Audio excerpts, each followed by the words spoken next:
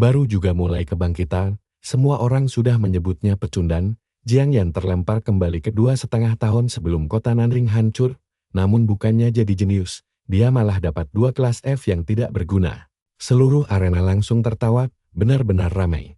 Padahal mereka tidak tahu kalau di kehidupan sebelumnya, Jiang Yan memiliki kemampuan tingkat dewa bernama modifikasi. Cukup satu kata, dia bisa mengubah sampah jadi harta karun, keahlian lemah jadi mukjizat, dan senjata rusak jadi pusaka dewa. Dulu kekuatan ini menghancurkan hidupnya, tapi kali ini dia akan menyembunyikannya rapat-rapat. Saat semua orang sibuk mengejeknya, dia diam-diam tumbuh menjadi monster tak terkalahkan. Semuanya dimulai di Nanrin, kota yang ditandai retakan iblis raksasa hari ini. Di dalam bus, protagonis kita terlihat sangat santai saat gadis-gadis di sekitarnya tampak cukup bersemangat. Tiba-tiba, wajah pemuda itu berubah drastis karena terkejut, seolah dia baru saja tersentak bangun dari mimpi buruknya. Di tengah kepungan murid lain, dia akhirnya sadar bahwa dirinya benar-benar melompat ke masa lalu. Jiang Yan ingat ini adalah hari kelulusannya, sekaligus momen ritual kebangkitan kelas. Dia paham betul bahwa sekarang adalah 2,5 tahun sebelum kota Nanring hancur total. 12 tahun lalu, sarang iblis mendadak muncul entah dari mana di dunia manusia, membawa kekacauan dan kehancuran besar. Menariknya, senjata api dan nuklir ternyata sama sekali tidak mempan di sana. Namun saat mendekati sarang, manusia justru mulai membangkitkan kelas bertarung khusus mereka. Setelah 5 tahun pertempuran yang sangat sengit, para bangkitan akhirnya berhasil menguasai gerbang masuk itu. Akibatnya, tatanan masyarakat manusia pun berubah sepenuhnya demi beradaptasi dengan kenyataan baru yang kejam ini. Kini setiap anak berusia 18 tahun harus melaluinya. Kelas mereka terbagi menjadi tempur, pendukun, dan kreasi, tapi tipe kreasi selalu dianggap sebagai sampah tak berguna. Sang protagonis ingat betul kalau di kehidupan sebelumnya dia mendapatkan kelas kreasi peringkat F, padahal kemampuan bawaannya adalah bakat tingkat dewa bernama modifikasi yang bisa mengubah barang rongsokan menjadi harta karun. Dulu dia sempat memamerkan kekuatan ini. Langsung dipanggil oleh para pemimpin paling berkuasa. Pemuda itu membantu memodifikasi nama, kemampuan serta peralatan perang, mengubah segalanya menjadi senjata legendaris tingkat dewa. Tapi karena terlalu kuat, mereka ketakutan, dia pun dikurung. Malam itu, monster naga level 96 meluluh lantakkan kota Nanring. Di ambang kematiannya, dia memakai kemampuannya untuk memodifikasi kata kebangkitan kembali, hingga akhirnya dia terlahir lagi, kembali ke masa kini. Bus mulai mendekati stasiun, dan suara instruktur menyuruh semuanya bersiap-siap. Karena mendapat kesempatan hidup kedua, pemuda itu sadar bahwa dengan kemampuan dewa ini, dia hanya bisa mengandalkan dirinya sendiri. Dia berjanji di kehidupan baru ini, dia tidak akan pernah membocorkan rahasia kekuatannya pada siapapun. Saat bus melewati zona penuh energi sihir hitam, dia bertekad merahasiakan kekuatannya demi keselamatan keluarga dan seisi kota. Bagi dirinya sendiri, dia akan diam-diam meningkatkan kemampuannya agar jadi lebih kuat untuk menyelamatkan semua orang. Mereka akhirnya tiba di tempat tujuan, yaitu markas besar asosiasi Hunter di kota Nanring. Para murid mulai turun dari bus, dan beberapa dari mereka tampak sangat takut mendapatkan kelas kreasi tak berguna. Di sisi lain, cowok bernama Yenting langsung jadi pusat perhatian, karena semua yakin dia akan mendapat kelas tempur. Namun Yang Hongwei, salah satu teman sekelas Jiang Yan, menyahut bahwa itu tidak menjamin apa-apa karena si jenius pun bisa saja mendapat kelas sampah. Tak lama, sang guru mendekati Jiang Yan dan memintanya memimpin barisan di depan untuk memberi contoh yang baik. Saat kelompok berjalan menaiki tangga, pemandu menjelaskan bahwa dia hanya perlu menaruh tangannya di atas bola kristal. Petugas mengumumkan nama Jiang Yan untuk segera maju. Sang protagonis pun melangkah tenang ke tengah arena. Dia sudah tahu apa yang akan terjadi dan merasa jauh lebih unggul karena telah mengetahui masa depan. Dua murid perempuan berbisik bahwa Jiang Yan punya kekuatan sihir bawaan dan pasti akan sangat kuat jika mendapat kelas tempur. Namun sang guru terlihat cemas dan sangat berharap murid andalannya ini tidak membangkitkan kelas kreasi ampas. Yang Hongwei dan temannya malah mengejek, menyebut si bocah miskin dari kumuh itu pasti bakal mendapat kelas sampah. Sekarang, perhatikan baik-baik saat pemuda ini melangkah maju ke depan bola kristal besar yang memancarkan aura ungu pekat itu. Tanpa ragu sedikit pun, dia langsung meletakkan tangannya. Cahaya pun meledak. Pilar emas raksasa melesat ke langit. menyelimuti tubuhnya sepenuhnya. Di udara, kata Tinker muncul di layar holografis, mengungkap kelas pertamanya. Profilnya menunjukkan namanya dengan kelas kebangkitan Tinker, sebuah tip kreasi dengan peringkat F. Semua orang shock, guru pun tidak percaya murid terbaiknya mendapat kelas F. Kedua perundung itu langsung tertawa mengejek kelasnya. Yang Hongwei girang, karena akhirnya berhasil melompati rivalnya. Petugas pun menghibur, bahwa kelas Tinker setidaknya bisa dipakai membuka jasa reparasi. Tapi tunggu dulu, tiba-tiba muncul kilatan energi biru misterius di sekitar Jiang Yan saat memegang bola cahaya itu. Membuat petugas berteriak kaget, karena kristalnya terus bereaksi menandakan adanya kelas ganda. Guru itu benar-benar syok karena kelas ganda itu sangat langka dan siapapun yang mendapatkannya pasti jadi jenius. Bersamaan dengan itu, pusaran kekuatan baru yang jauh lebih kuat mulai menyelimuti pemuda tersebut. Di luar dugaan semua orang, kata Farmer muncul di udara, mengungkap kelas keduanya. Profilnya langsung diperbarui, menunjukkan dia memiliki kelas Tinker dan Farmer yang keduanya berperingkat F. Semua orang melongo tak percaya, bagaimana bisa kebangkitan ganda yang langka malah menghasilkan dua kelas F ampas yang saling memperburuk satu sama lain. Para perundung terus tertawa terbahak-bahak, dan mengejeknya sebagai si jenius berpangkat dua kelas F sekaligus. Sang guru sangat menyesali nasib buruknya, merasa bakat luar biasa muridnya kini berubah menjadi kekecewaan besar. Sementara itu, Jiang Yan langsung melangkah pergi, dia tidak peduli. Reaksi heboh semua orang sama sekali bukan tandingannya. Dia bergumam apakah dirinya memang tidak berguna dan sial, namun senyuman tipis di wajahnya menunjukkan sebaliknya. Dia tahu kelasnya adalah yang terburuk, tapi dia berhasil membangkitkan kemampuan unik yang menentang takdir langit. Bakat bawaannya adalah modifikasi yang bisa mengubah satu kata dari nama barang atau keahlian miliknya. Dia mencontohkan bagaimana kemampuan Farmer bernama Accelerate Growth diubah total menjadi teknik baru bernama Revive, yang mampu menghidupkan kembali target serta menyembuhkan luka mereka seketika. Sambil tersenyum percaya diri, dia sadar kekuatan ini akan jadi senjata terkuatnya saat melihat papan peringkat siswa baru. Dia bersumpah akan segera merebut posisi puncak di kedua daftar tersebut. Dengan tatapan mata yang tajam, dia bersumpah, bersiaplah. Semua orang akan merasakan ngerinya didominasi oleh kelas peringkat F. Bagaimanapun juga, hadiah melimpah dari peringkat pertama akan sangat membantunya untuk menjadi yang terkuat. Kisah lalu beralih ke kamp pelatihan pemula, tempat aman bagi para bangkitan baru untuk menaikkan level dan mendapatkan poin pengalaman terbanyak demi berevolusi. Memecahkan rekor di sana akan memberikan poin bonus untuk turnamen tingkat provinsi sekaligus meningkatkan peluangnya masuk ke universitas bergengsi. Makanya, dia berencana memecahkan rekor demi mengamankan posisinya di pintu masuk. Petugas membaca profil Jiang Yan dan langsung mengomentari dua kelas kreasi peringkat F miliknya. Petugas itu kemudian bertanya, apakah Jiang Yan yakin ingin menantang Dungeon sendirian karena tingkat kesulitannya cukup tinggi. Untuk kelas peringkat F menurutnya, akan jauh lebih aman jika dia membentuk tim dengan teman sekelasnya demi kesuksesan misi. Namun, sang protagonis dengan sangat tenang menjawab bahwa dia sangat yakin dan meminta peralatan pemulanya. Para petugas pun berbisik-bisik, mengira pemuda malang ini masih kesulitan menerima kenyataan pahitnya. Kemudian, salah satu dari mereka menyerahkan peralatan pemula tersebut, yang ternyata hanya berupa pedang besi biasa dan sepasang sepatu bot kulit kumal. Jiang Yan teringat di kehidupan sebelumnya, dia hanya mendapatkan pedang saja, jadi sepatu BUT ini merupakan bonus cuma-cuma dari mereka. Pedang besi itu memberikan 5 poin serangan, sementara sepatu bot kulitnya meningkatkan kecepatan sebanyak 3 poin. Meski merupakan niat baik, pemuda itu merasa dirinya tetap saja diremehkan karena kelas F miliknya. Sebelum melangkah masuk Dungeon, petugas memperingatkan, jika dia tidak sanggup menghadapi kelinci liar, dia bisa segera meminta bantuan para ksatria penjaga. Dia cuma berterima kasih atas peringatannya, lalu berbalik masuk ke Dungeon dengan pedang di punggungnya. Begitu gerbangnya tertutup rapat, dia membatin bahwa sebentar lagi, semua orang bakal dibuat takjub oleh aksi gilanya. Begitu sampai di dalam Dungeon, sang protagonis langsung mengaktifkan kemampuan bawaannya, modifikasi. Untuk meningkatkan kualitas barangnya, pedang besinya berubah menjadi baja, sementara sepatu kulitnya bermutasi menjadi sepatu angin dengan statistik yang jauh lebih hebat.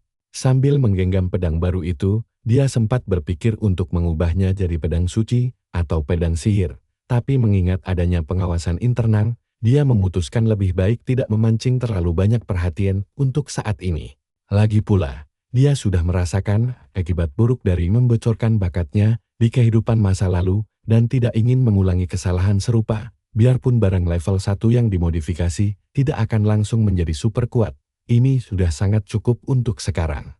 Nah, coba kalian bayangkan tempat latihan ini ternyata dibagi menjadi 3 area berbahaya dari dasar hingga bus akhir. Lalu, demi memecahkan rekor dan mendapat poin tambahan, dia wajib mencapai area mengerikan tempat si bos besar berada. Untuk melakukannya, dia harus menumbangkan kelinci domba, sang bos level yang kekuatannya jauh di atas monster biasa. Di hadapannya, mendadak muncul beberapa kelinci level 1 dengan zirah kristal super keras di kepala mereka. Target Jiang Yan adalah mencapai level 5, yang artinya dia harus membantai minimal 100 ekor makhluk sihir tersebut. Tiba-tiba, salah satu kelinci memekikkan seruan perang dan seluruh kawanan langsung bersiap menerjang. Detik berikutnya, gerombolan raksasa kelinci langsung melesat kencang ke arahnya, siap merobohkan pemuda itu tanpa ampun dalam sekali serbu. Jiang Yan tahu kalau hanya setelah melewati level 5 dia baru memenuhi syarat untuk panggung besar berikutnya. Pangkalan serigala topan memang menjadi mimpi buruk bagi para pemula, tapi itu tempat terbaik baginya untuk menaikkan level. Tanpa buang waktu, pemuda itu merangsak maju dengan pedangnya, menebas setiap kelinci di depannya. Dia yakin bisa langsung melesat ke level 10 dengan membersihkan dungeon ini sekaligus. Lagi pula, setelah menembus level 10, dia akan memperoleh kemampuan peringkat dewa legendaris yang sesungguhnya.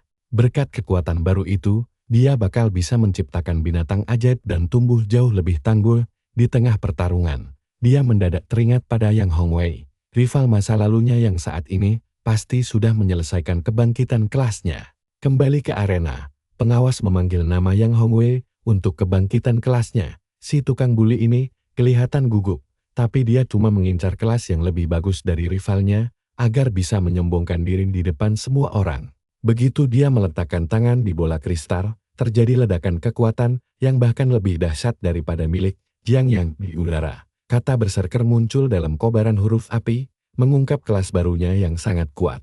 Profil kekuatannya menunjukkan kelas bertarung peringkat A, membuat si tukang buli berteriak kegirangan setengah mati. Murid-murid lain pun langsung gempar, karena anak yang selama 3 tahun berturut-turut selalu jadi nomor 2 ini mendadak membalikkan keadaan. Sambil tersenyum jemawa, dia memperingatkan semua orang kalau mulai sekarang tidak akan ada lagi yang boleh memanggilnya peringkat 2, karena di kelas 1 angkatan akhir, kini cuma ada satu pemenang utama dan posisi itu sudah pasti miliknya. Namanya adalah Yang Hongwei, dan dengan sombong, dia mendeklarasikan diri sebagai penguasa nomor 1 yang baru di hadapan semua orang. Teman-teman penjilatnya langsung ramai memberi selamat dan mengejek bahwa Jiang Yan tidak punya peluang lagi untuk melawannya. Si jenius baru ini lalu mencari keberadaan si payah peringkat F itu agar bisa menyaksikan kejayaannya. Salah satu krotonya menyahut kalau dia melihat Jiang Yan berjalan sendirian menuju basis latihan pemula. Akhirnya, si pembuli memutuskan menyusul ke sana bersama teman-temannya dengan alasan ingin membantu menyelesaikan dungeon. Tapi semua orang tahu, dia cuma ingin melihat Jiang Yan mempermalukan diri sendiri dan memanfaatkan keadaan demi kepuasan pribadinya. Sang guru teringat betapa kerasnya pemuda itu berjuang, belajar sendirian sampai larut malam di kelas. Sementara itu, di dalam dungeon, Jiang Yan mulai memasuki area hutan lebat dan heran mengapa tidak ada monster yang terlihat. Kenangan terus berputar. Dia ingat latihan keras di ruang sihir, bertarung hebat dalam tantangan ekstrim tingkat tertinggi. Kembali ke arena, seorang pemuda misterius bergumam kalau kelas peringkat F sekalipun tak akan membatasi rival lamanya.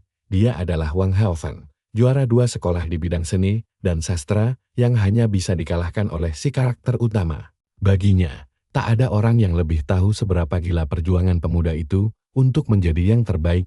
Ingatannya pun melayang ke babak final siswa baru ketika mereka berdua bertarung habis-habisan dengan sangat sengit di dalam gedung olahraga.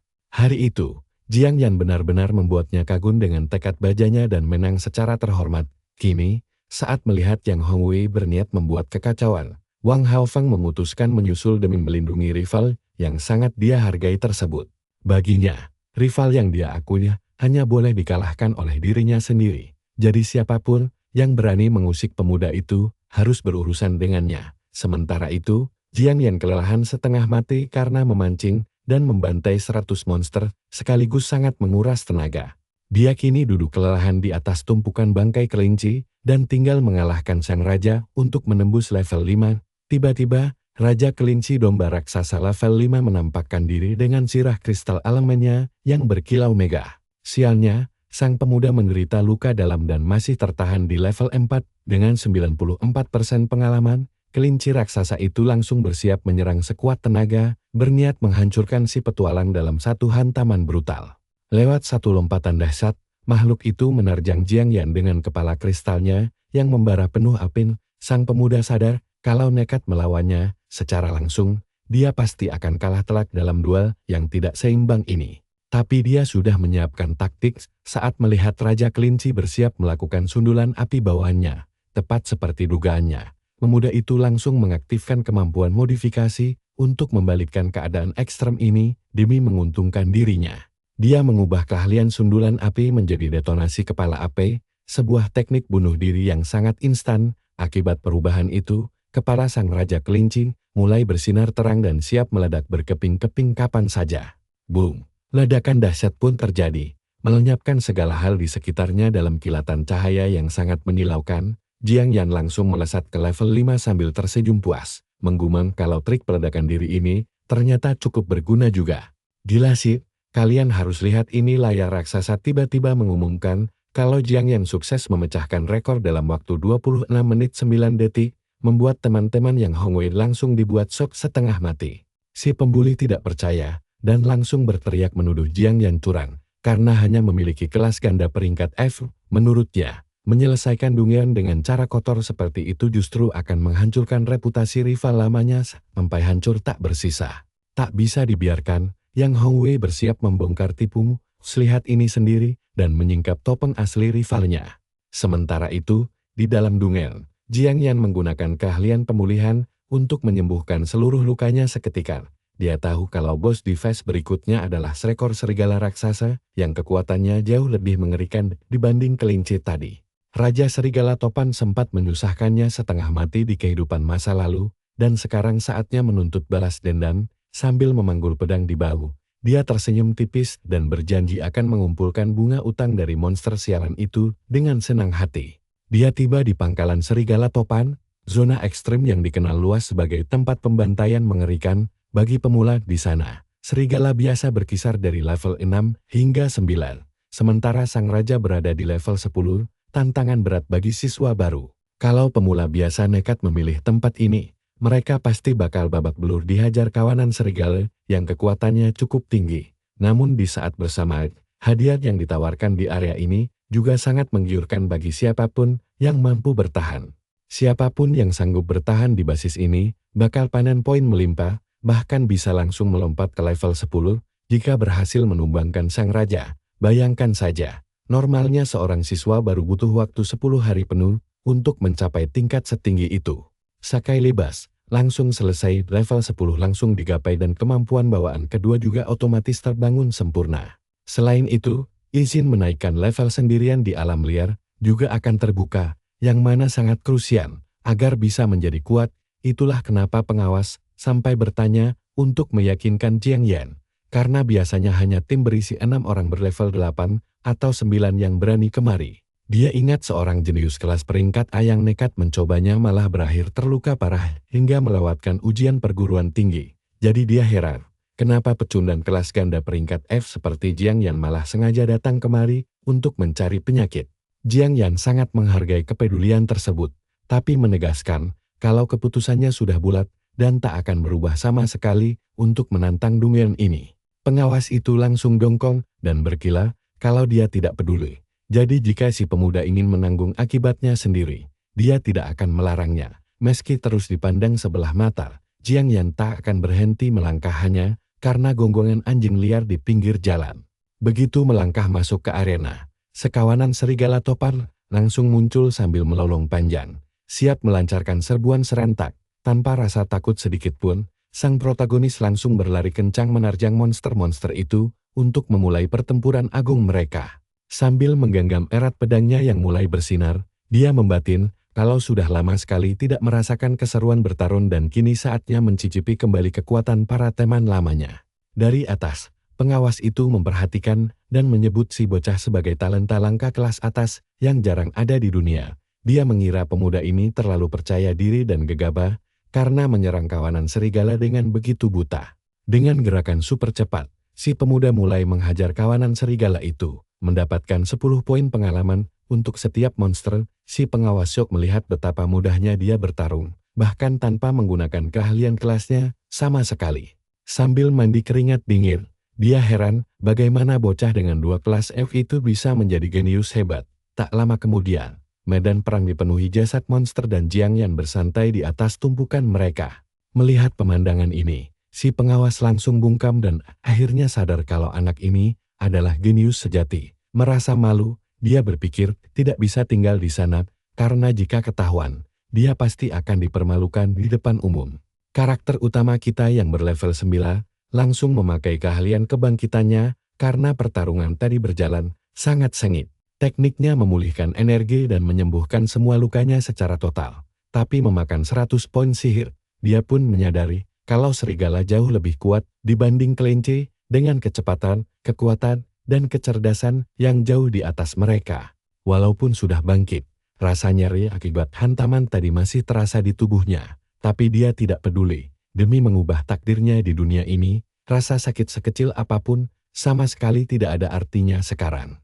Dari kejauhan, Raja Serigala Raksasa muncul dan sekarang waktunya pertarungan sesungguhnya dimulai. Makhluk raksasa itu memamerkan taringnya dengan mata menyala merah, bersiap untuk duel penentuan akhir di dalam dunia ini. Raja Serigala Angin berlevel 10 itu memanfaatkan kekuatan badai untuk mempercepat terjangan serta memperkuat serangannya. Dia memiliki 2 keahlian tempur yang mematikan, yaitu kecepatan angin dan cakar pisau angin. Kedua teknik itu lumayan kuat tapi tidak memiliki banyak ruang untuk dimodifikasi menurut sang karakter utama. Memaksakan modifikasi malah bisa memicu error. Jadi dia mulai bingung apa yang harus dilakukannya sekarang. Saat monster itu menerjang sekuat tenaga, si pemuda memutuskan untuk menyelesaikan pertarungan ini dengan cara paling jantan dan langsung. Gila sih, dia malah buka baju pamer otot buat adu jotos. Selain punya bakat dewa, karakter utama kita ini memang jagoan bela diri. Dia pun menerjang maju bertarung jarak dekat mengandalkan ototnya. Sementara itu, di luar, Yang Hongwei dan kawan-kawannya kelelahan setengah mati hanya karena melawan kelinci. Seorang petugas datang dan memarahi mereka karena berani masuk ke area tingkat lanjut tanpa isi. Si perundung itu sangat murka sambil kebingungan bagaimana bisa Jiang Yan menyelesaikan dunia secepat itu. Yakin kalau rivalnya curang, dia menyuruh teman-temannya mengejar Jiang Yan. Tiba-tiba di layar lebar muncul pengumuman baru bahwa Jiang Yan berhasil mengalahkan Raja Serigala dan memecahkan rekor lagi. Yang Hongwei melongo karena rekor lama adalah 1 jam 29 menit, dan sekarang dipangkas setengahnya. Dia langsung berlutut lemas sambil menatap layar tanpa percaya apa yang terjadi. Dengan tatapan penuh dendam, dia berkata tak akan memberi ampun karena rivalnya berani curang sejelas ini. Dia pun mengajak teman-temannya pergi ke markas Serigala Angin demi menghancurkan reputasi Jiang Yan. Di dalam arena, Raja Serigala terkapar tak berdaya. Setelah ditebas pedang Jiang Yan, pemuda itu akhirnya naik ke level 10 dan sekarang bisa membangkitkan bakat bawaan keduanya yang dinanti-nanti. Dia memperoleh 2 keahlian baru, yaitu ketahanan dan teknik pencangkokan tanaman. Profilnya langsung diperbarui dengan kemampuan barunya dan dia akhirnya mendapatkan apa yang sangat diinginkannya. Sambil tersenyum puas, pemuda itu kembali mengaktifkan kemampuan modifikasinya demi melancarkan rencana. 2 bakat baru tadi langsung muncul di layar modifikasi, siap untuk ditingkatkan levelnya. Dia mengubah pencangkokan tanaman menjadi pencangkokan universal tingkat dewa. Teknik ini bisa menciptakan monster kontrak sihir yang membuatnya jauh lebih tangguh dari sebelumnya. Dengan ini, dia bisa menggabungkan 2 spesies untuk melahirkan bentuk biologis baru yang superior. Ketika kemampuan ini mencapai level 10, peluang terciptanya makhluk legendaris adalah 100%. Monster sihir kuat bisa mendapatkan kemampuan ras yang jauh lebih hebat untuk berevolusi. Bahkan menggabungkan 2 monster tingkat A bisa melahirkan monster tingkat S berkekuatan luar biasa. Memakai gulungan penjinak, dia bisa mengontrak monster itu menjadi hewan peliharaan tempur paling setia. Dia teringat kembali pada orang-orang berkuasa yang dulu mengendalikannya di kehidupan lampau. Kembali ke masa sekarang, tubuh Jiang Yan dipenuhi bekas luka pertarungan sengit, namun matanya tetap tajam. Sambil memanggul pedang, dia menatap tumpukan serigala, lalu berkata hasil buruannya lumayan dan waktunya pulang. Tiba-tiba, sebuah kristal sihir super mahal jatuh dari tubuh Raja Serigala sebagai hadiah langka. Namun dia tahu semua barang di pangkalan latihan ini milik asosiasi, jadi dia dilarang mengambilnya. Hanya saja, karena sudah level 10, dia bisa segera pergi ke alam liar untuk menjarah apapun. Mendadak rasa perih menyengat tubuhnya, membuatnya sadar kalau lukanya ternyata lumayan parah. Berhubung lukanya tidak mematikan, dia tidak bisa memakai teknik kebangkitan. Sedangkan berobat ke rumah sakit biayanya kemahalan. Karena tidak punya uang, jalan pintasnya adalah menusuk diri sendiri dengan pedang lalu bangkit lagi. Tapi para ksatria asosiasi ada di sekitar sana, bertingkah aneh seperti itu pasti bakal memicu kecurigaan. Jadi, dia memutuskan mencari tempat sepi untuk mengaktifkan keahlian kebangkitannya diam-diam. Jiang Yan kemudian berjalan menuju pintu keluar arena latihan demi keselamatan. Namun anehnya, segerombolan siswa sudah berkerumun menunggu di luar markas besar. Dia bingung kenapa ada begitu banyak orang dan apa yang mereka tunggu dengan begitu antusias. Di tengah keramaian, seseorang mendadak menunjuk ke arahnya dan meneriakinya sebagai murid baru pemecah rekor.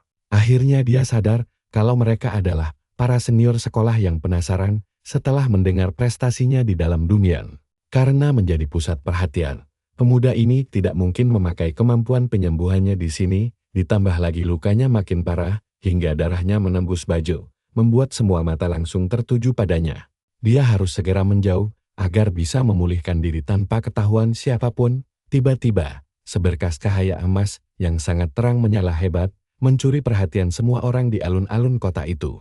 Ternyata ada seorang siswa yang membangkitkan kelas malaikat suci bersayap raksasa yang menerangi sekelilingnya. Para murid langsung heboh, karena itu adalah kelas pendukung tingkat S, salah satu kelas terlangka di dunia. Sesaat kemudian, seorang gadis bernama Yao Xinyu dari keluarga Yao juga membangkitkan kekuatan luar biasa. Kerumunan semakin takjub karena keluarga Yao adalah salah satu klan paling terpandang di wilayah tersebut. Cahaya pemulihan milik gadis itu mengenai Jiang Yan, seketika membuat semua lukanya menutup. Gadis berambut ungu itu terlihat sangat mencolok di tengah keramaian dengan aura ketenangannya yang kuat. Jiang Yan pun mendekatinya dan berterima kasih karena lukanya telah sembuh total. Sebagai bentuk balas budi, dia menawarkan jasa memperbaiki peralatannya serta mengajaknya bekerja sama di masa mendatang. Gadis itu tersenyum manis dan menerima tawarannya, tapi tunggu dulu, momen damai ini langsung hancur saat Yang Hongwei datang mengacau menuduhnya berbuat curang. Yang Hongwei berteriak meminta agar semua orang tidak tertipu oleh Jiang Yan. Dia menuding pemuda itu curang demi rekor, karena aslinya hanya memiliki 2 kelas tingkat F yang tidak berguna. Siswa lain ikut terkejut, karena kelas pembuat tingkat F memang tidak memiliki kekuatan tempur. Si perundung mengklaim hal itu mustahil terjadi kecuali jika dia membeli peralatan tempur yang sangat mahal. Sambil menyeringai mengejek, dia menuduh Jiang Yan memakai cara kotor. Namun seseorang di kerumunan menyahut kalau pemuda itu dikenal sebagai murid yang sangat miskin. Mendengar itu, si perundung malah menuduhnya manipulasi bantuan sekolah demi keuntungan pribadi.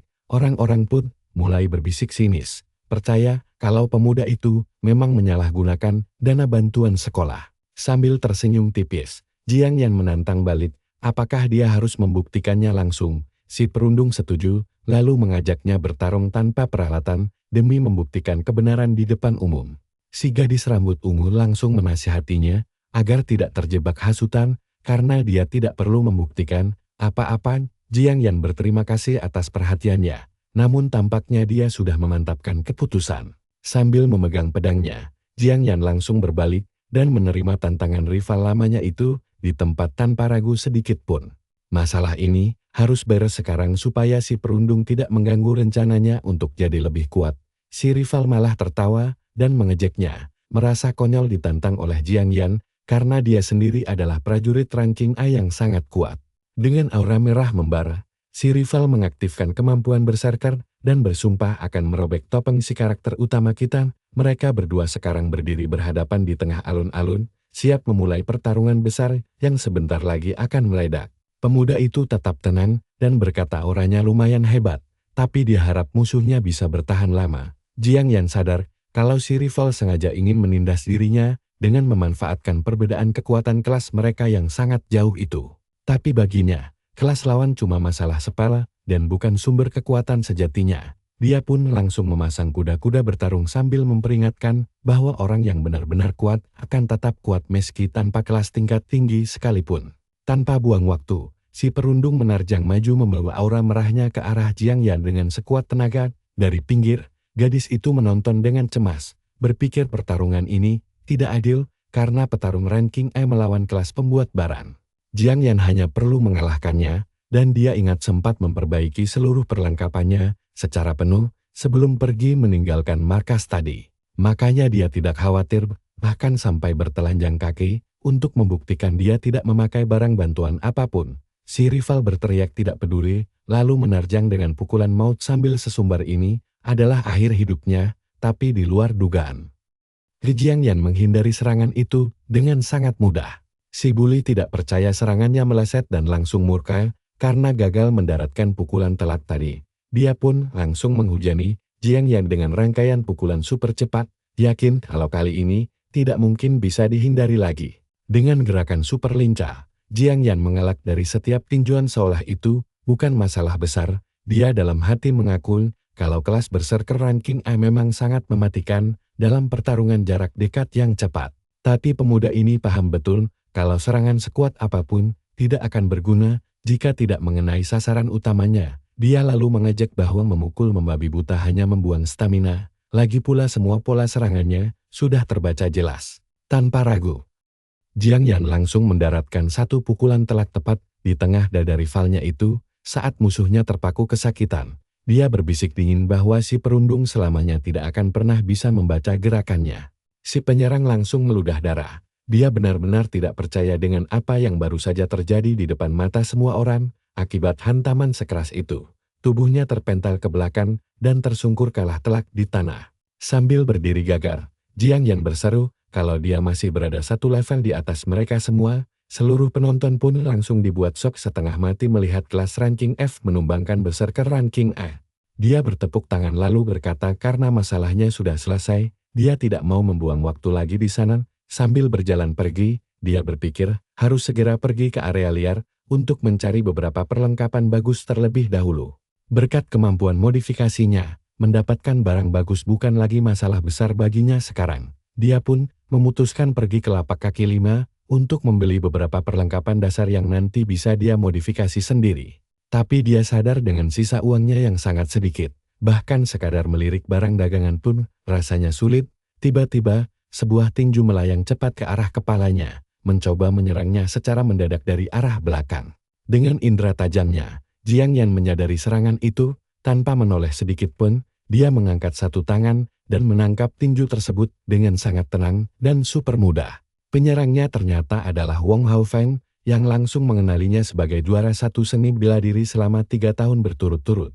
Cowok berambut ungu itu menyapanya dan memuji kehebatannya yang luar biasa terampil. Sambil tersenyum, Wong Haofeng melemparkan kaleng soda kepada rival lamanya itu sebagai tanda persahabatan.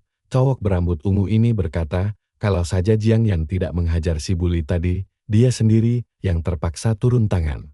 Dia menegaskan kalau Jiang Yan adalah satu-satunya rival yang dia akui, bukan pecundang payah seperti Yang Hongwei. Tapi si rambut ungu ini sadar kalau temannya itu sama sekali tidak menggunakan kekuatan penuh saat bertarung tadi. Hal ini membuatnya teringat kembali pada pertarungan sengit yang pernah mereka berdua lalui saat masih kelas 1 SMA dulu. Hari itu, si rambut ungu mengangkat tangannya dan berjiwa besar mengakui kekalahannya di arena. Jiang Yan juga ingat sejak hari bersejarah itu, rivalnya selalu menyerah kalah setiap tahun tanpa mau bertarung lagi dengannya. Jadi dia bertanya, apakah temannya sengaja mengalah demi memberikan beasiswa karena dia sendiri anak orang kaya. Tapi Wong Haofeng membantahnya dan mengaku sejujurnya dia merasa terintimidasi oleh tatapan mata rivalnya yang sangat kejam. Jiang Yan lalu bertanya, apakah dia akan menyerah lagi di turnamen nasional mahasiswa baru tahun ini? Dengan tatapan penuh tekad, Dia menjawab itu tidak mungkin terjadi dan bersumpah pasti akan mengalahkannya kali ini. Sambil tersenyum menantang, dia berjanji akan mengerahkan seluruh kekuatannya di turnamen besar mereka berikutnya. Kedua rival ini kemudian bersulang dengan kaleng soda masing-masing, mengunci janji pertarungan sengit di masa depan. Temannya itu lalu melempar 2 kartu dan menawarkan 2.000 koin untuk membeli panduan cincin kecepatan serigala Siklan. Sambil melangkah pergi, dia mengingatkan Jiang Yan agar segera menyerahkan panduan itu, dan si pemuda langsung menyimpan kontaknya. Sambil melihat temannya pergi, pemuda itu menyetujui tawaran tersebut dan bersiap melangkah ke rencana berikutnya. Sambil tersenyum, dia berjanji akan mengingat kebaikan ini dan siap membalasnya 10 kali lipat di masa depan nanti. Sekarang dengan kantong yang sudah terisi uang, dia akhirnya bisa berbelanja barang yang dia butuhkan di lapak kaki lima. Pemuda itu berjalan menyusuri kota, penasaran harta karun luar biasa apa saja yang menantinya di sana. Dia akhirnya sampai di sebuah gang gelap yang dikenal sebagai pasar gelap bawah tanah, tempat penuh rahasia tersembunyi. Dia tahu ini tempat paling murah, tapi karena barangnya sangat mendasar, menemukan barang bagus tentu sangat langka. Tapi dengan kemampuan khususnya, dia yakin menemukan permata tersembunyi bukanlah hal mustahil. Di salah satu lapak dagangan, dia melihat sebilah pedang meteorit yang tertanam kristal serigala Siklon di dalamnya. Profil pedang menunjukkan daya serang sebesar 60 dengan daya tahan 72%. Si penjual mematok harga 18.000 dan berkata jika kondisinya sempurna harganya bisa sampai 25.000. Pemuda itu menunjuk pedang baja biru biasa dan menanyakan harganya yang ternyata 5.000 koin. Pedang baja biru itu memiliki daya serang 65 dengan daya tahan 65%. Dia pun mengajukan kesepakatan, dia akan memperbaiki pedang meteorit itu, dan sebagai gantinya dia boleh mengambil pedang baja biru tadi.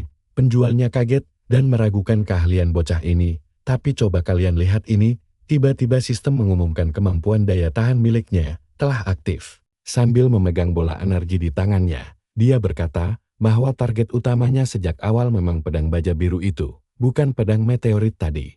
Dengan tatapan fokus, dia bersiap memamerkan kekuatan kelas pembuat barangnya kepada semua orang di sana. Berkat kemampuan modifikasinya, pedang baja biasa pun bisa dia ubah menjadi senjata legendaris. Si penjual bertanya, apa sebenarnya kelasnya karena memperbaiki daya tahan senjata adalah tugas yang sangat rumit. Pemuda itu mengungkap kalau kelasnya hanyalah montir ranking F, kelas pembuat barang yang dianggap cukup lemah. Si penjual sangat terkejut, karena dia sendiri yang seorang pandai besi ranking D saja masih kesulitan melakukannya. Dia menerima pedang itu, lalu berkata meskipun paham soal senjata, dia tidak berani menjamin proses restorasi ini akan berhasil sepenuhnya. Sebab jika daya tahan senjata mencapai 0, benda itu akan langsung hancur berkeping-keping. Untuk bisa memperbaikinya, seseorang harus benar-benar memahami seluruh struktur dan sihir senjata tersebut agar bisa dibangun kembali dari awal. Makanya dia memberikan tawaran balik, jika perbaikan ini gagal, bocah itu wajib membayarnya 18.000 koin. Dari kejauhan, gadis itu menonton dengan cemas, karena bahkan pandai besi ranking S di keluarganya pun tidak sanggup melakukan hal segila itu.